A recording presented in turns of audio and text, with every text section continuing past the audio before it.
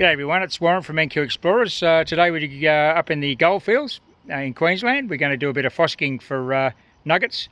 I've got the Garrett ATX with the 8-inch mono coil on it. Colin's got a Garrett AT Max with a Nell sharpshooter coil, which is a 9-inch double D. She'll run that in 0 to scrim mode, not all metal. She'll probably run it in all metal if she hits a gold target and or at the beginning of a patch. But this ground is very hot here. People don't generally appreciate how hot the ground is in Queensland. Not super highly mineralised, but very variable, which is always a challenge for any machine. The pulse machine will have no trouble with that, but the VLFs can get very chattery. Anyway, let's get into it. Righto, well, Colin and I have been in this bush area for probably about 25 to 30 minutes detecting. We're down below an old shallow mine with a couple of costines that were probably dug by the old timers. I've just come down to this creek bed, which would only run for a few hours a year, and we can see these oversized piles. I've got the ATX in motion mode, 8-inch mono coil.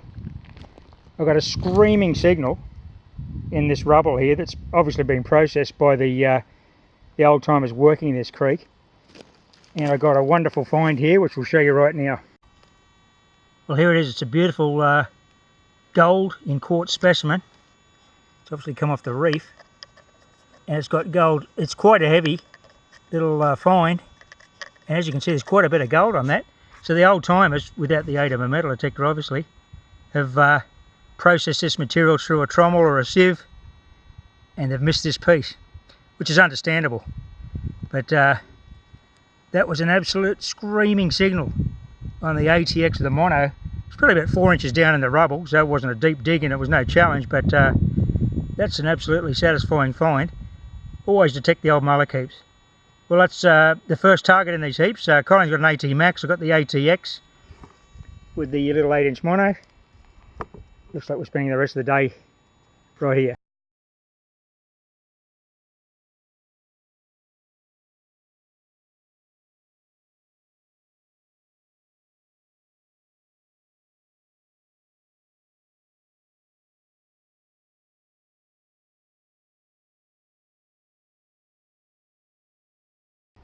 Okay, I'll just demo the signal on the specimen with this 8-inch mono on ATX.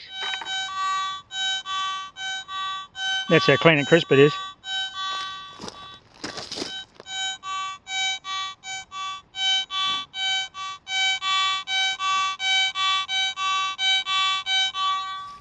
Well, it's been a couple of hours since I found that specimen in that oversized pile in the old timers mullock heap. I've detected it from the surface, because usually the bottom of the creek's on the top of the mullock heap. That's where I got the specimen. And then I shoveled and raked it and flattened it, but other than a couple of nails, old timers boot nails, there were no targets. So that was just something that they put through a sieve and missed. They could have been working a sluice box here, but it was definitely sieved, because all the material that was with the quartz and gold specimen was the same size, around 10 or 12 mil. You know, 3/8 of an inch, I suppose, to those old timers.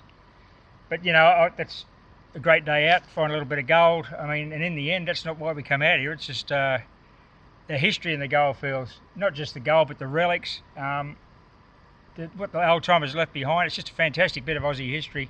It's just a great day out in the bush. It's a great reason to go somewhere in your 4-wheel drive. We just love it. Bonus if you come home with something, doesn't matter if you don't. Often the best parts of the detecting day or the gold hunting day are the breaks with your friends, sitting around having a cup of tea or a cold drink, and but it's just a lot of fun. I hope you enjoyed that little outing today. Little piece of gold in the pocket. We'll come back and search up and down these ridge lines, because that's shed from somewhere very long ago.